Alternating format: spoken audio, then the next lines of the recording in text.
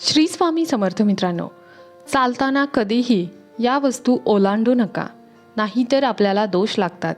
तसेच घरी आलेल्या या व्यक्तीचा तुमच्या घरी कधीही अपमान करू नका, नाहीतर घराची प्रगती होत नाही.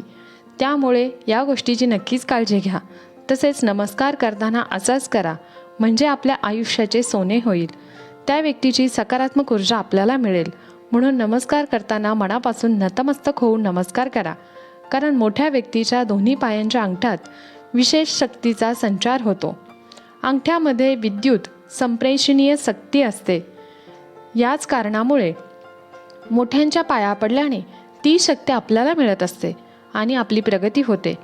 असे म्हणतात की जे फळ कपिला नावाची गाय दान केल्याने किंवा कार्तिक व ज्येष्ठ महिन्यात पुष्करमध्ये स्नान, दान, पुण्य इत्यादीने प्राप्त होते, तेच पुण्य ब्राह्मणाच्या पाया पडल्याने प्राप्त होते. जेव्हा एखादी व्यक्ती आपल्या पाया पडते तेव्हा त्याचे दोष आपल्याला लागतात. म्हणून दोषमुक्त होण्यासाठी देवाचे नाव घ्यावे. देवाचे नाव घेतल्याने दोघांनाही सकारात्मक परिणाम मिळतात आणि पुण्यामध्ये देखील वाढ होते. चालताना कोणत्या गोष्टी ओलांडू नयेत, तसेच आपल्या घरी कोणत्या व्यक्तीचा अपमान करू नये हे जाणून घेणार आहोत. तत्पूर्वी तुम्ही जर चॅनलवर नवीन असाल तर चॅनलला सबस्क्राईब करा आणि व्हिडिओला एक लाईक नक्की करा. तसेच कमेंट बॉक्समध्ये श्री स्वामी समर्थ जय श्री कृष्णा नक्की लिहा. कुरुक्षेत्रमध्ये महाभारताचे युद्ध सुरू होते. दररोज कौरव सेनेचे मोठमोठे योद्धे मारले जात होते. कौरव सेना अत्यंत दुःखी होते. त्यांच्या सैन्याची संख्या हळूहळू कमी होत चालली होती. एक एक दिवस अगदी चिंतेचा उगवत होता. काय करावे सुचत नव्हते. अर्जुन, युधिष्ठिर यासारख्या वीर योद्ध्यांपुढे कोणाचेच काही चालत नव्हते आणि भीम तर महाशक्तिशाली एकदाच कितीतरी सैनिकांना परास्त करत होता. पितामह भीष्मसारखे ज्येष्ठ योद्धे कौरवांच्या बाजूने असून देखील त्यांच्या सेनेची सतत हानी होत होती. त्यामुळे दुर्योधन तर अगदी रागाने पेटून उठला होता. एक दिवस दुर्योधन वैतागून पितामहांवर व्यंग करतो. यामुळे व्यथित होऊन पितामह भीष्म घोषणा करतात की मी उद्या सर्व पांडवांचा वध करेल. त्यांच्या घोषणेची बातमी पांडवांच्या शिबिरात पोहोचताच पांडवांची अस्वस्थता वाढली, कारण भीष्मांच्या क्षमतेबाबत सर्वांनाच कल्पना होती. तेवढ्यात भगवान श्रीकृष्ण शिबिरात दाखल झाले. पांडवांची अस्वस्थता त्यांच्या लक्षात येताच ते द्रौपदीला म्हणाले, माझ्यासोबत चल. द्रौपदीला सोबत घेऊन भगवान श्रीकृष्ण पितामहांच्या कक्षात पोहोचले. ती वेळ रात्रीची होती. स्वतः बाहेर उभे राहून द्रौपदीला म्हणाले, आज जाऊन पितामहांना प्रणाम कर. आता श्रीकृष्णांनी सांगितल्याप्रमाणे द्रौपदीने आतमध्ये जाऊन पितामहांना प्रणाम करताच पितामह अखंड सौभाग्यवती भाऊ असा त्यांच्या तोंडातून आशीर्वाद आला. त्यांनी आशीर्वाद दिला. त्यानंतर त्यांनी द्रौपदीला विचारले की वत्स, एवढ्या रात्री तू एकटी कशी काय आलीस? तेव्हा द्रौपदी म्हणाली, माझे बंधू श्रीकृष्णासोबत मी इथे आले आहे आणि ते बाहेर थांबले आहेत. असे द्रौपदीने सांगताच श्रीकृष्णाला भेटायला पितामह भीष्म बाहेर आले आणि त्यांनी दोघांनी एकमेकांना प्रणाम केला. पितामह भीष्म म्हणाले, माझ्या एका वचनाला दुसऱ्या वचनाने मात देण्याचं काम फक्त श्रीकृष्णच करू शकतात.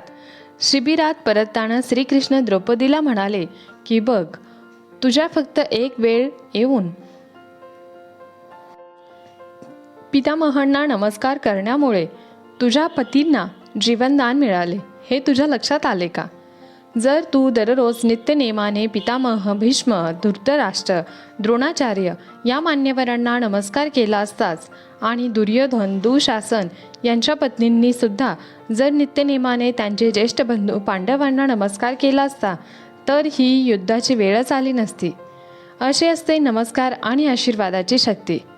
यामध्ये तात्पर्य काय तर वर्तमान काळात आपल्या घरी ज्या समस्या आहेत त्यांचे मूळ कारण हेच आहे की कळत न कळत आपल्या हातून वडीलधाऱ्या मंडळीची उपेक्षा केली जाते. जर प्रत्येक घरात वडीलधाऱ्या मंडळींना दररोज नमस्कार करून त्यांचे आशीर्वाद घेण्याचे संस्कार असतील तर असे घर स्वर्ग बनू शकते. मोठ्यांचा आशीर्वाद हे एक असे कवच आहे ज्याला कुठलेही शस्त्र भेदू शकत नाही. कारण नमस्कारात प्रेम आहे, नमस्कारामध्ये विनय आहे, नमस्कारामध्ये अनुशासन आहे. नमस्कार आदर शिकवतो. तसेच मनामध्ये नमस्कारामुळे सुविचार येतात. नमस्कारामुळे क्रोध नष्ट होतो व आपला अहंकार नष्ट होतो. नमस्कारामध्ये शीतलता आहे, आपली संस्कृती आहे. या संस्कृतीचे आपण जतन केलेच पाहिजे. याचं वैज्ञानिक कारण पाहायचं म्हटलं तर पाया पडल्यामुळे आपल्या शरीरातील सर्व जोड ताणले जातात. त्यामुळे ताण दूर होण्यास मदत होते. हा एक प्रकारचा व्यायाम आहे. खाली वाकून पाया पडल्याने डोक्यातील रक्तप्रवाह वाढतो, जो डोळ्यांसाठी अतिशय चांगला असतो. तसेच खाली वाकल्याने आपला अहंकार कमी होतो. वडीलधाऱ्या मंडळीबद्दल समर्पणाची भावना निर्माण होते. आता कोणाच्या पाया पडू नये? पूजा करणाऱ्या व्यक्तीच्या पाया पडू नये. एखादी व्यक्ती जर पूजा करत असेल तर त्या व्यक्तीच्या पायांना स्पर्श करू नये, अन्यथा पूजेत अडथळा निर्माण होऊ शकतो. त्याचबरोबर मंदिरातही कोणाच्या पाया पडू नये असे योग्य मानले जात नाही. कारण मंदिर हे देवाचे स्थान आहे आणि तिथे पाया पडलास मंदिराचे पावित्र्य भंग होऊ शकते. कारण मंदिरामध्ये देवापेक्षा श्रेष्ठ कोणच नसते. म्हणून मंदिरात कधीही कोणाच्या पाया पडू नये. पुजारी व्यक्तीच्या पाया पडू नये. कुमारी मुलींना कधीच पाया पडायला लावू नये. हिंदू धर्मामध्ये मुलींना देवीचे रूप मानले जाते. कुमारी मुली हे देवीचे रूप मानले जाते. त्यामुळे त्यांच्याकडून पाया पडून घेऊ नये असे शास्त्र सांगते. कुमारी मुलींनी पायांना स्पर्श केल्यास असा माणूस पापाचा भागीदार बनू शकतो. हिंदू मान्यतेनुसार मामा आणि मामीने त्यांच्या भाचा किंवा भाचीला आपल्या पायांना स्पर्श करू देऊ नये. कारण भाचीला काशी स्वरूपात मानलं जातं. स्मशानभूमीतून आलेल्या व्यक्तीच्या कधीही पाया पडू नये. हिंदू धर्मात असे मानले जाते की जर एखादी व्यक्ती स्मशानभूमीवरून परत येत असेल तर त्या व्यक्तीच्या पायाला हात लावू नये. मग तो आपल्यापेक्षा कितीही मोठा असला तरी असे करणे अशुभ मानले जाते. तसेच झोपलेल्या व्यक्तीच्या पाया पडू नये. झोपलेल्या व्यक्तीच्या पायांना स्पर्श देखील करू नये. कारण झोपलेली व्यक्ती मृत दिसते आणि आपण मृत व्यक्तीच्याच पाया पडतो असे होते. आपल्या शत्रूला कधीही नमस्कार करू नका. कारण त्यांच्या मनात आपल्याबद्दल कायम द्वेष असतो. आपले चांगले होऊ नये अशी भावना त्यांच्यामध्ये असते. त्यामुळे त्यांच्या पाया पडल्याने आपल्याला नकारात्मक ऊर्जा मिळते. म्हणून शत्रूला कधीही नमस्कार करू नका. साधू संन्यासीकडून पाया पडून घेऊ नये.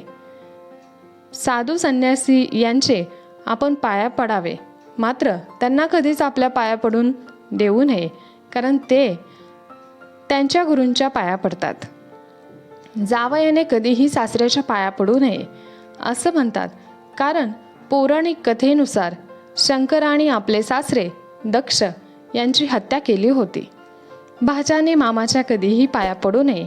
कारण कृष्ण कथेवरून असे सांगितले जाते की कृष्णाने कंस या मामाचा वध केला होता. एखादी व्यक्ती जेवण करायला बसली असेल तर तिच्या पाया पडू नये. प्रवासाला निघणाऱ्या व्यक्तीच्या पाया पडू नये. तसेच तुमच्याबरोबर प्रवासाला निघालेली व्यक्ती वयाने कितीही मोठी असली तरी तुमच्याबरोबर निघणार असेल तर त्यांना नमस्कार करू नका. यामुळे अपमान होतो. कोणाच्या पाया पडल्याने भाग्य वाढते. मोठी बहीण आणि आत्याच्या पाया पडल्याने आपला बुधग्रह मजबूत होतो. वयस्कर माणसाच्या पाया पडल्याने केतुग्रह मजबूत होतो. आपल्या वडिलांच्या पाया पडल्यामुळे आपला सूर्यग्रह मजबूत होतो. काकी, आई, आजी, मावशी यांच्या पाया पडल्यामुळे आपल्या कुंडलीतील चंद्रग्रह मजबूत होतो. मोठ्या भावाच्या पाया पडल्याने मंगळ ग्रह मजबूत होतो. संत, गुरु व ब्राह्मणांच्या पाया पडल्याने आपला गुरुग्रह मजबूत होतो. तसेच वहिनीच्या पाया पडल्याने शुक्रग्रह मजबूत होतो. सासरच्या लोकांशी नेहमी चांगले संबंध ठेवले तर आपला राहुग्रह देखील मजबूत होतो आणि आपल्या कामामध्ये येणारे अडथळे आपोआप दूर जातात. राहुग्रह आपल्या कामामध्ये अडचणी आणत असतो. त्यामुळे राहुग्रह जर मजबूत झाला तर आपल्या कामामध्ये येणाऱ्या अडचणी आपोआप दूर होतात. आता कोणाला ओलांडू नये, कोणत्याही प्राण्याला ओलांडू नये, तसेच अग्नीला चुकूनसुद्धा ओलांडू नये. कधीही पाय लागू देऊ नये. अग्नीला पाय लागणे फार अशुभ मानले जाते. यामुळे अग्निदेवांचा अपमान होतो. 2. ज्या खुट्याला गाय किंवा वासरू बांधलेले असते त्या दोरीला ओलांडू नये. 3. केस, भस्म, गंध अशा पवित्र वस्तू ओलांडू नयेत. कापलेली नखं कधीही ओलांडू नयेत. कोणत्याही अंड्याचे कवच कधीही ओलांडू नये. अंड्याचे कवच ओलांडणे अतिशय अशुभ मानले जाते. कोणाच्याही जेवणाचे ताट कधीही ओलांडू नये किंवा मग ओलांडलेले ताटातील जेवण कधीच खाऊ नये. असे जेवण खाल्ल्याने दोष निर्माण होतो. या 4 लोकांचे आपल्या घरी आगमन होणे शुभ मानले जाते. जर तुमची नणंद तुमच्या घरी येत असेल तर तिने 4 दिवस राहून तिचा पाहुणचार करणे अतिशय शुभ असते. नंदेने तुमच्या घरी येणे अतिशय शुभ मानले जाते. त्यामुळे तिचा कधीही आपल्या घरामध्ये अपमान करू नका. 4 दिवस ती राहील तेवढा वेळ प्रेमाने वागवावे आणि तिचे शुभ आशीर्वाद घ्यावेत. यामुळे आपल्या घराची देखील प्रगती होते. म्हणून नंदेला कधीही अपमानित करू नये. आपल्या घराला कधीच काही कमी पडत नाही.